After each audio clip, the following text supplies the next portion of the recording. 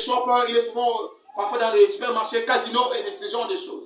Mais toi et moi, nous allons au fond tchétché. Est-ce que je me fais comprendre? Donc je peux me nourrir en achetant des choses au fond tchétché. Dans notre mode de vie, si on calcule, on peut dire, bon, je peux dépenser tant là le mois. Alors, ce qu'il faut faire, c'est quoi? C'est que pour que nous épargnions, je vous ai dit ici, c'est avec ce que nous gagnons. On ne dit pas épargner, optons pour les jours de sans dépenses. Ça veut dire, dans la semaine, tu as une journée où tu ne fais pas de dépenses. Et si tu dépensais 3 000 la journée là, tu prends les 3 000, tu vas garder ça. Et le mois, tu auras 12 000 francs. Amen. Tu peux dire Amen? C'est ton épargne du mois. Parce que si tu épargnes beaucoup, tu vas t'affaiblir. Il y aurait des choses qui te rendraient du plaisir. Tu vivais par exemple, tu vas dire que tu es bien. Moi, c'est non. Moi, c'est t'aider bien. Tu peux dire Amen? Mais si tu peux arriver à faire, comme j'ai dit, par exemple, au lieu que nous mangeons ce que nous avons l'habitude de manger, cette fois-ci, on va se focaliser. Pendant un mois, ma desu na l'osso. Ma desu. Donc, c'est demande l'haricot. Tu ne veux pas changer parce que tu sais que quand je mange la viande là-bas, ça me prend beaucoup d'argent. Amen. Alors, c'est moi, si tu veux me focaliser seulement sur un plat. Enfin, si c'est pour économiser, pour épargner, pour que tu puisses faire quelque chose, fais ça. Parce qu'un homme doit toujours avoir quelque chose. Tu veux dire Amen? Amen.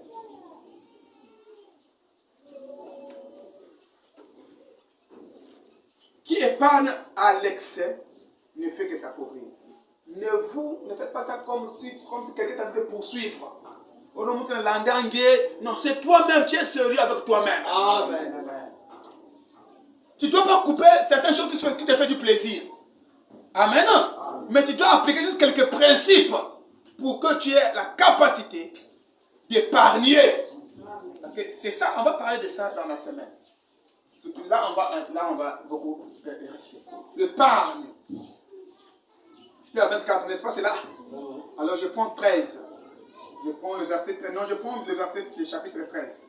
Revenons et prenons, au lieu de Proverbe 12, prenons Proverbe 13.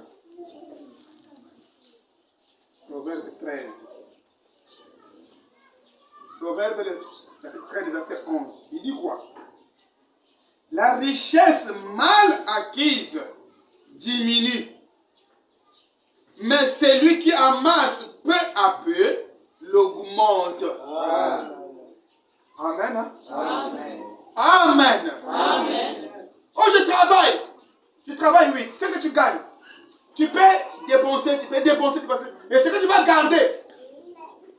Si tu ne gardes rien, tu ne vas nulle part.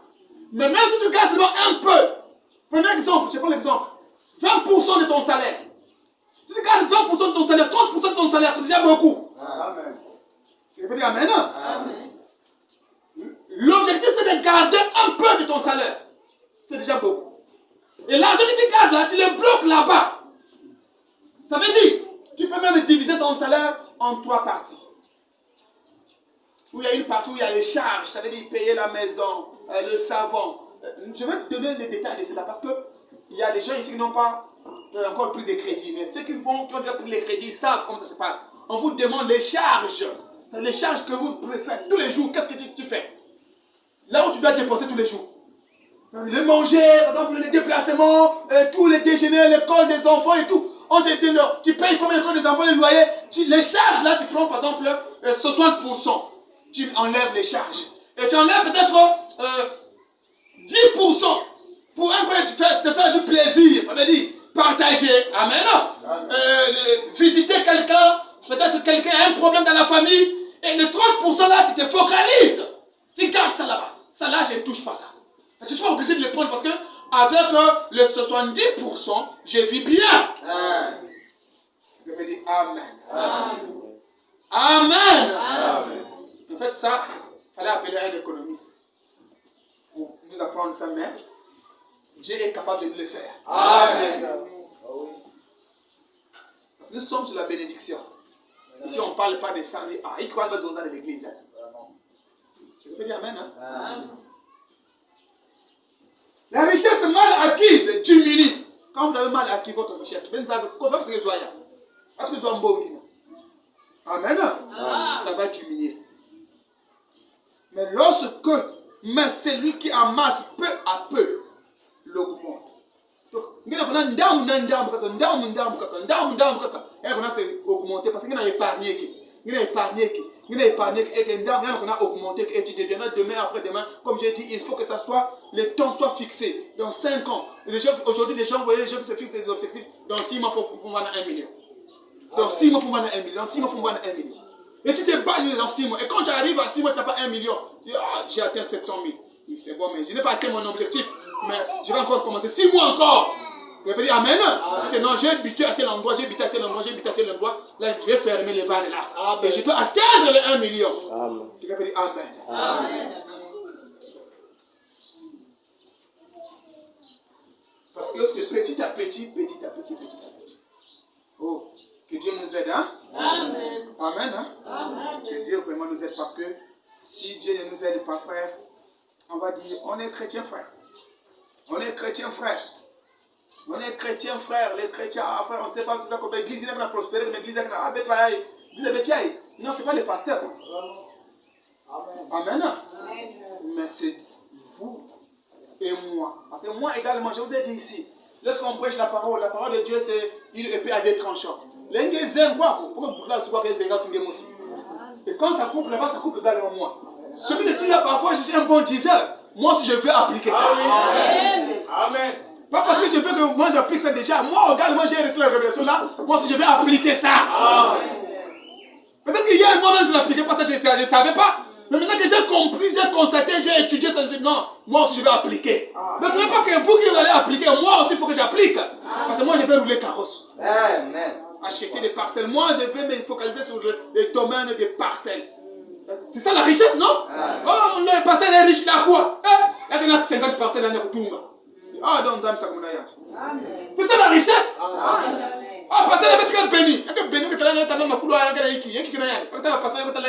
Eh, il y a des langues dans bois là. Amen. Amen. Il y a des langues, donc il y a des langues, c'est une richesse. Amen. Il y a des couloirs, il y a des ngomba. Tu peux dire amen. Il faut que ça change. Amen.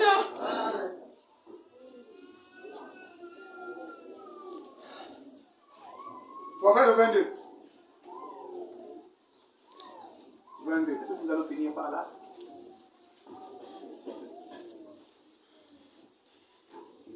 Proverbe 22, verset 4.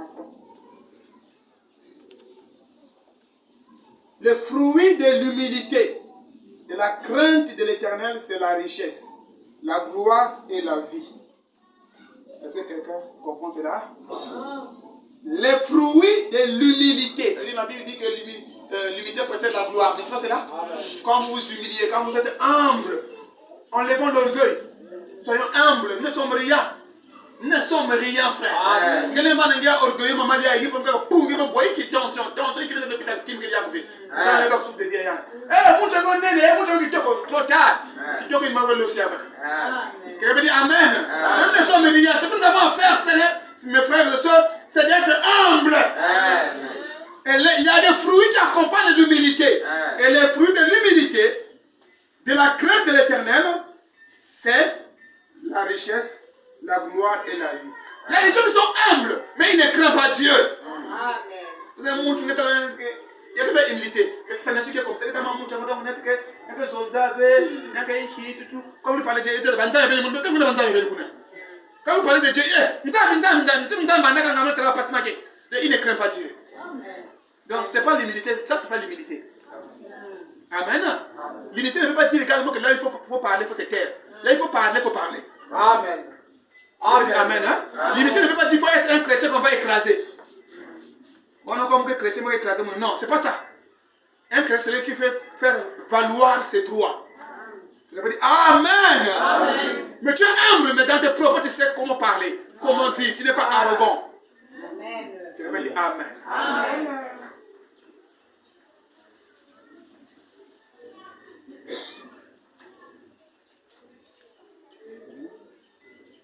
C'était quoi? 12, hein? C'était quoi?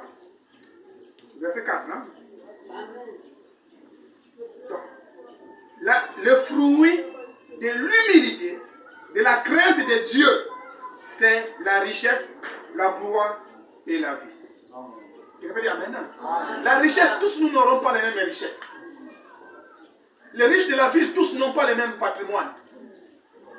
Quand vous parlez d'un homme comme Vincent Gomez, il a ses patrimoines spécifiques. Il est dans le domaine de la maison. Il construit des maisons. Il est dans le domaine de ceci. On vous parle de Mawene.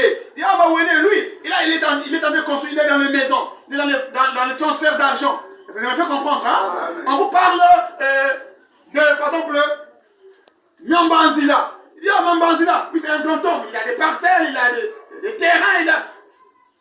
Tu peux dire Amen. Donc, chacun aura une richesse spécifique. Dis, moi, je fais ceci. Tu peux monter une petite fabrication.